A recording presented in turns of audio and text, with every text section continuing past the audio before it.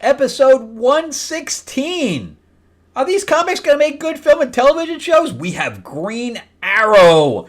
We have Neil Before Zod. And we have James Bond 007. So let's talk about them right now.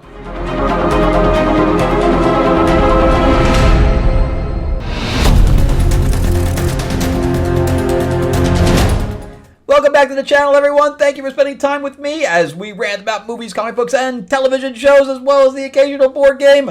But I am your host, Frank Zanca. I'm an award-winning screenwriter, novelist, and comic book writer. I am a filmmaker as well, and we just got off a film with Crispin Glover a couple of weeks ago. I have some meetings coming up, one tomorrow, and I'm excited to see what the future holds. But in the meantime, give me that like, give me that thumbs up, give me that subscribe. That'll help me grow the channel out. And I'm also a board game designer.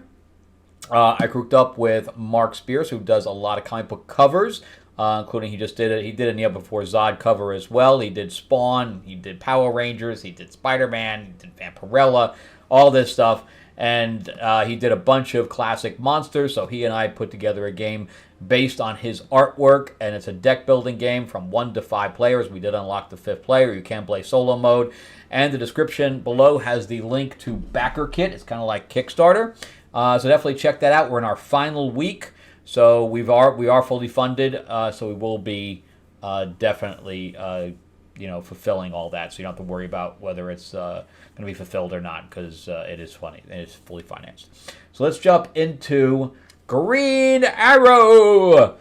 So this is a issue 12. I mean, I stopped it, started. Joshua Williamson, I really like his stuff that he did for G.I. Joe, but he's just not getting Green Lantern, man. Green Arrow, I mean, it's not working for me. So he started out on this multi-universe thing that just wasn't Ollie to me at all. And then he went with Waller because he had to get the mask from this other failed book. And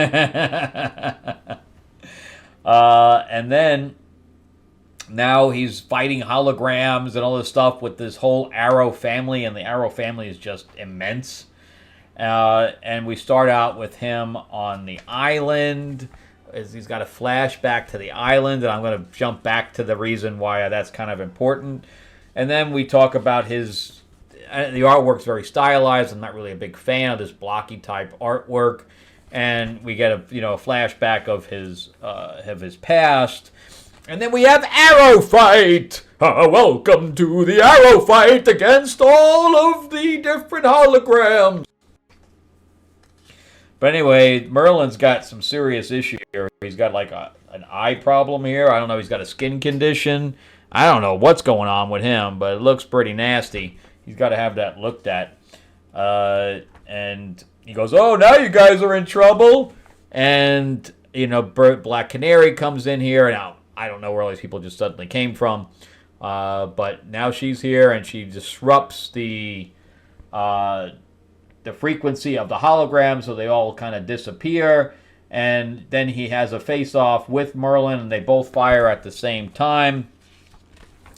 But he ends up hitting Merlin, and Merlin just nicks him. Now, he would probably need stitches, but we don't ever see that.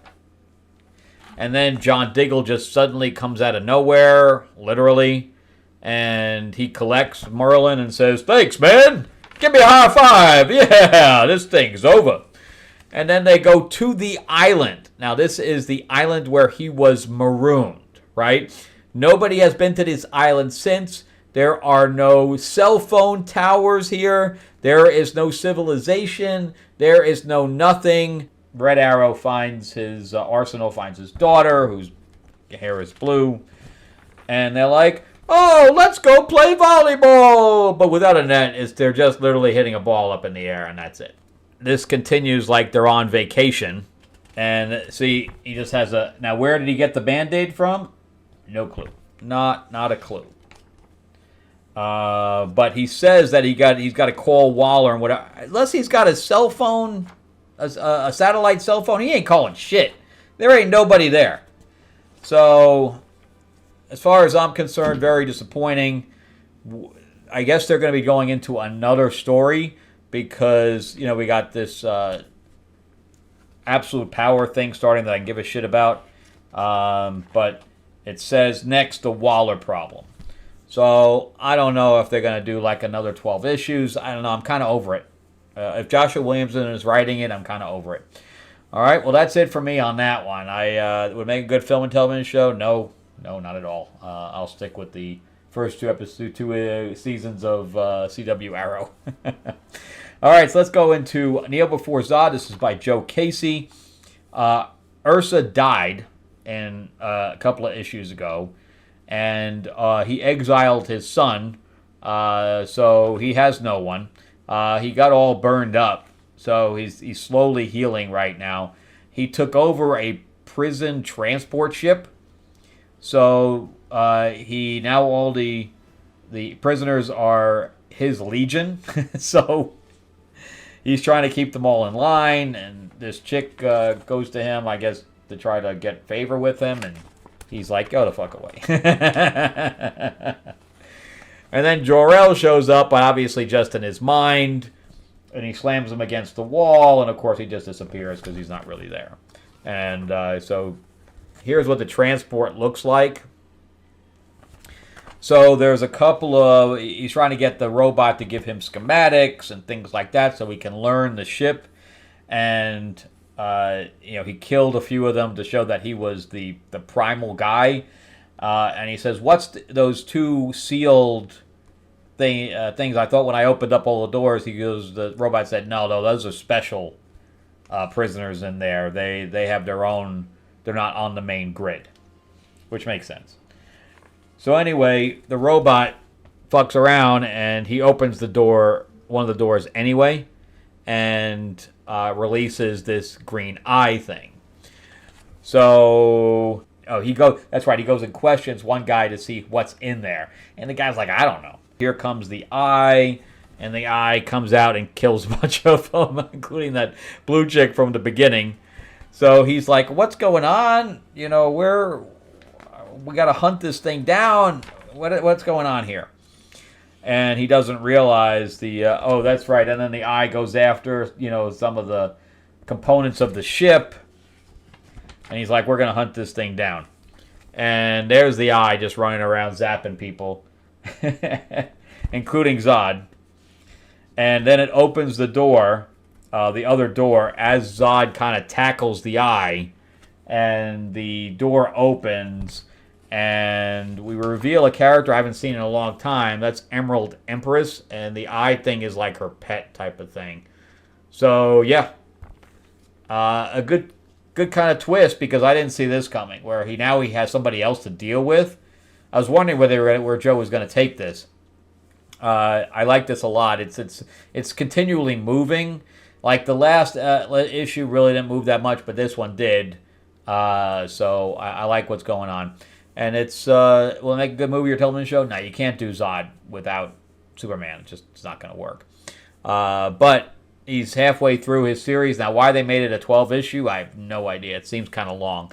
And that's why I'm glad that some things have changed now to keep it moving.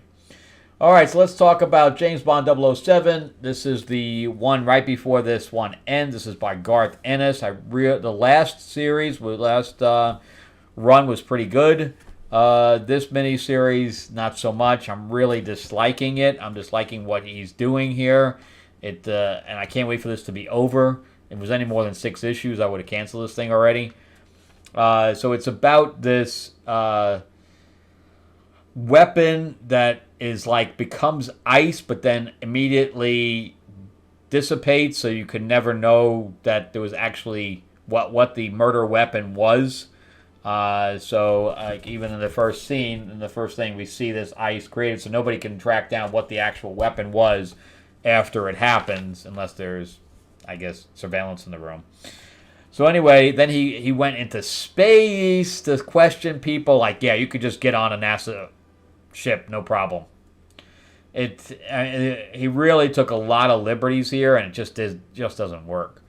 So now he found out where the thing was, where I guess the Russians. I guess it was a Russian weapon, but they allowed the Americans to get it so that they could complete it and then steal it back.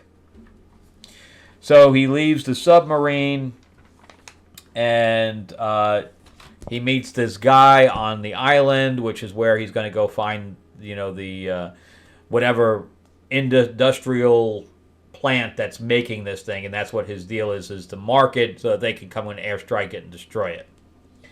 So this is his contact there, etc.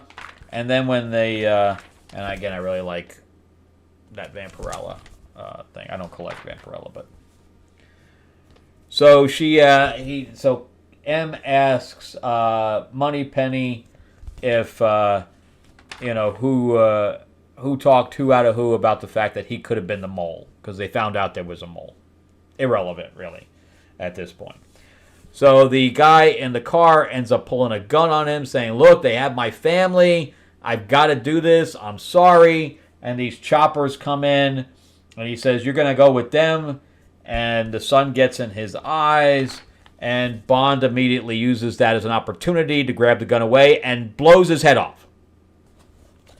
The guy just told you that he's got his family, and you blow his head off. Bond would not do that. This guy does not get it, man. And this is why I don't like this. Bond would not say, oh, by the way, and his line is, we're not friends. No, that's not a hero, man. I'm sorry. So the helicopter strafed the thing, and Bond shoots the guys that are using the machine guns on the side of the helicopter. But the helicopters are still in the air. I just want to point that out, that they're still in the air, okay? They're Apaches, no less.